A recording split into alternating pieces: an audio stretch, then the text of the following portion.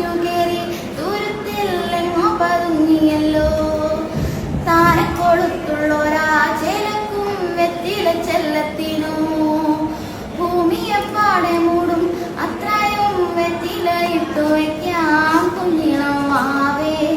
കഥ കേട്ട് മെല്ലെ മിഴി പോട്ട് മാറി ചൂടിൽ ഉറങ്ങ് ഉറങ്ങ് പൊന്നേ.